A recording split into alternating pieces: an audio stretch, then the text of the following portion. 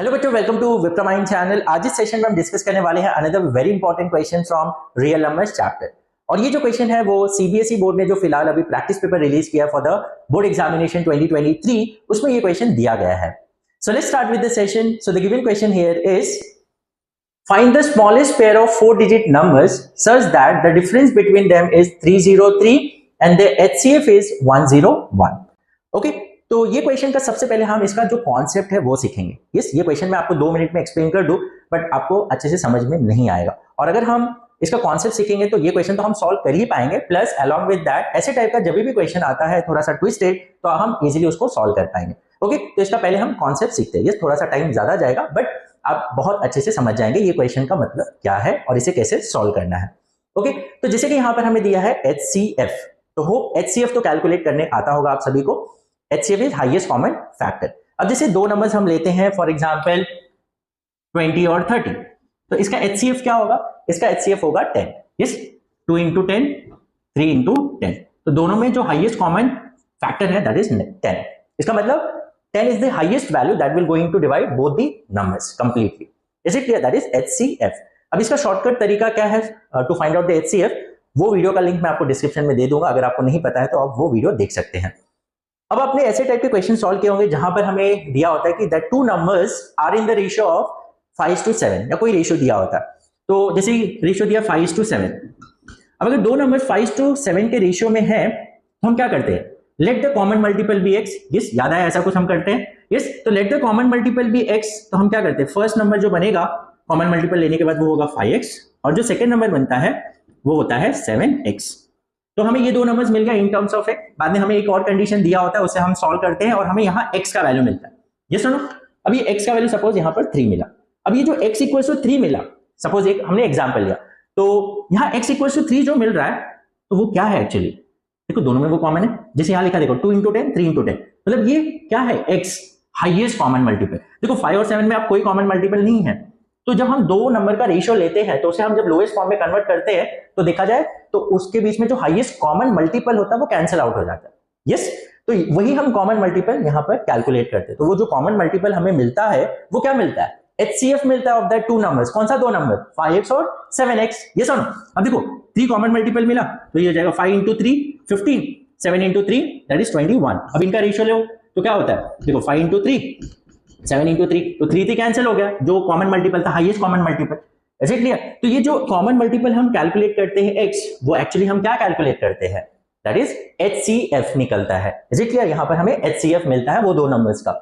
Is it clear? समझ में आ रहा है? लेकिन यहां तो हम HCF कैलकुलेट करते हैं जब हमें रेशियो दिया होता है कॉमन मल्टीपल, लेकिन यहां तो हमें दिया है वो दो नंबर्स, सॉरी यहां पर हमें क्या दिया है? HCF दिया है वो दोनों नंबर्स का।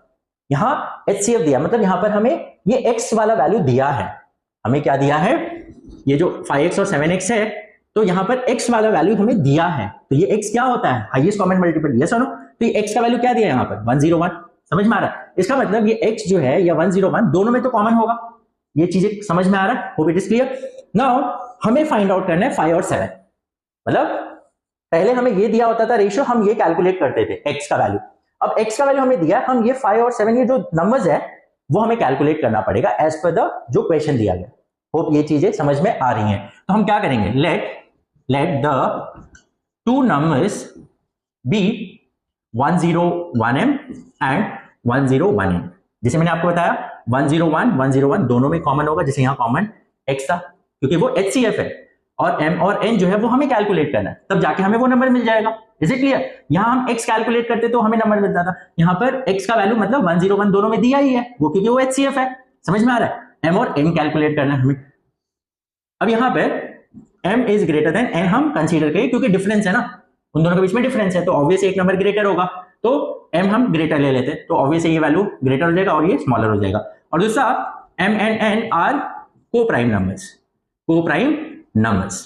यस, देखो इनमें कॉमन फैक्टर जो होगा वो सिर्फ 101 ही होगा, उसके अलावा और कुछ नहीं हो सकता। तो m और n हमें जो वैल्यू लेना है उनके बीच में कोई भी कॉमन फैक्टर नहीं होना चाहिए। तो कॉमन फैक्टर नहीं होना चाहिए मतलब दे शुड बी को प्राइम नंबर्स। देखो को प्राइम नंबर का मतलब प्राइम नंबर नहीं होता है, वो कंपोजिट नंबर भी हो सकते हैं, बट उनके बीच में कोई भी कॉमन फैक्टर नहीं होना चाहिए अदर देन 1। अब देखो यहाँ पर x जो था वो कॉमन फैक्टर था, लेकिन अब 5 और 7 के बीच में कोई भी कॉमन फैक्टर नहीं है। Is it clear? तो इन द सिमिलर वे यहाँ पर m और n के बीच में कोई भी कॉमन फैक्टर नहीं होना चाहिए। तो कॉमन फैक्टर जो है वो तो दिख ही रहा है हमें 101, इज इट क्लियर? अब देखो यहाँ पे तो एज पर गिवन कंडीशन, तो यही सबसे बड़ा कॉन्सेप्ट है जो हमें समझना होता है, इज इट क्लियर? अब यहाँ पर बोला है कि दोनों नंबर के बीच में जो डिफरेंस है वो 303 है, तो ऑब्वियस है ये नंबर ग्रेटर होगा, तो 101m minus 101n is equal to 303। Yes, तो यहाँ पर 101 कॉमन हो गया, m minus n equal to 303, तो m minus n is 303 divide by 101, तो कैंसिल होकर 3 मिल जाएगा, तो m minus n is 3। Yes, तो m इज इक्वल टू क्या आ जाएगा, n प्लस 3, n को वहां लेके जाएंगे तो n प्लस 3, तो हमें ये एक रिलेशन मिल गया कि m और n के बीच में क्या रिलेशन है, इज इट क्लियर?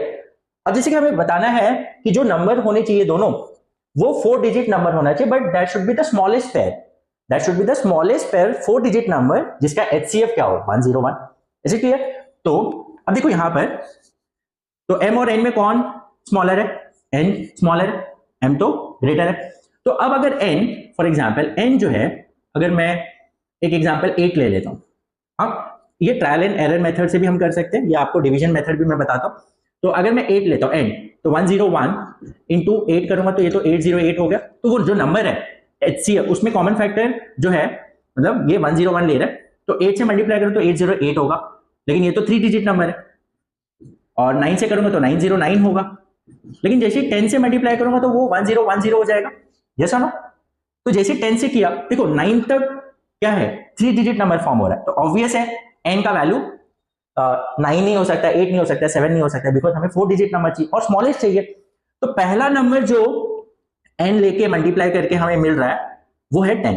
जैसे ही 101 को 10 से मल्टीप्लाई करोगे 4 डिजिट नंबर मिल गया, यस और नो? इसके पहले 101 से कुछ भी मल्टीप्लाई करो वो 3 डिजिट नंबर बन रहा था, अब 10 जो है वो पहला 4 डिजिट नंबर फॉर्म कर रहा है, अब आगे 11 12 करोगे तो वो तो 4 डिजिट बनेगा बट ग्रेटर होगा, हमें तो स्मॉलेस्ट पेयर चाहिए ना।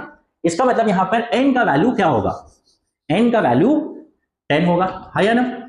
समझ में आ रहा है? क्योंकि 9 लेंगे तो वो 3 डिजिट नंबर बनेगा, 10 जैसे लोगे आपको 4 डिजिट नंबर मिल रहा है, और उसके बाद आगे लोगे तो वो तो ग्रेटर होते जाएगा, तो हमें पहला जो नंबर लेना है that is nothing but 10, is it clear? तो n का वैल्यू क्या होगा 10, तो therefore by trial and error method n का वैल्यू क्या आ जाएगा 10, समझ में आ रहा है? अब अगर 10 n का वैल्यू है तो m का वैल्यू क्या होगा, तो therefore m is equals to n plus 3, so 10 plus 3, therefore m is equals to 13 हो जाएगा। तो देयरफॉर जो 2 नंबर्स है, therefore 2 numbers is nothing but 101, m हमने लिया तो 101 इंटू 13, यस, तो ये हो जाएगा 1313 आ जाएगा, एंड सेकेंड नंबर जो है वो 101n, that is 101 into 10, that is 1010, yes और नो? तो ये दो नंबर्स है 1313 1010, this are the 2 smallest 4 digit number जिसका HCF क्या होगा 101 होगा। यस, दोनों में देखो HCF कॉमन फैक्टर क्या 101, उससे तो हमें मिला, और दोनों के बीच में देखो कॉमन डिफरेंस कितने का आएगा 303 का ना, कॉमन डिफरेंस मतलब डिफरेंस जो है 1313 माइनस 1010, 303, इज इट क्लियर? तो ये n और m का वैल्यू हमने trial and error method use करके हमें m और n का वैल्यू